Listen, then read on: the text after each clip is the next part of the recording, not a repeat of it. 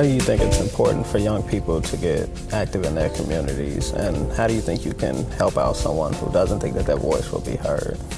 Well, one, all great movements are based upon young people being involved, being empowered, understanding how they can make change in their community. If you look at the Civil Rights Movement, you're talking about young people. You're talking about the Abolitionist Movement, you're talking about young people. So transformation happens in communities when young people are empowered, they're educated. And it's critical that young people are not only just on the front lines, but they are also the organizers, that they're setting direction.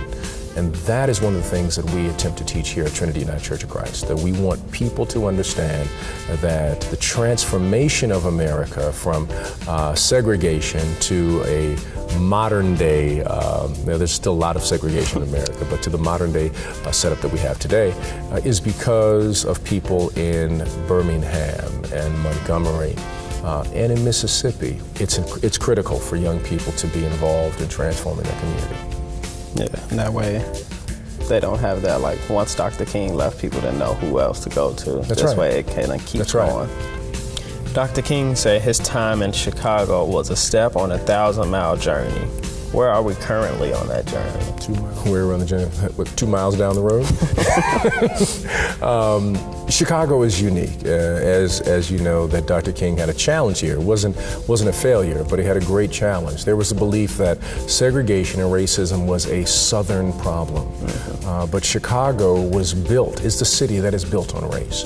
Other cities have been able to manage that kind of integration. But Chicago has been fearful of other people sharing in the wealth and also the resources of the city. And that's why I say we're only 2 miles down the road.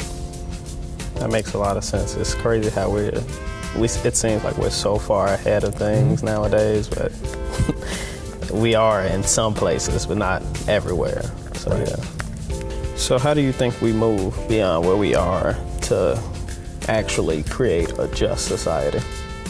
Breaking the system, action, deep faith and possibility in ourselves, recognizing that God has empowered us internally to transform things externally. We need people who are radical, getting to the root. We need people who are revolutionary, willing to change. We need people committed who are willing to empower other people.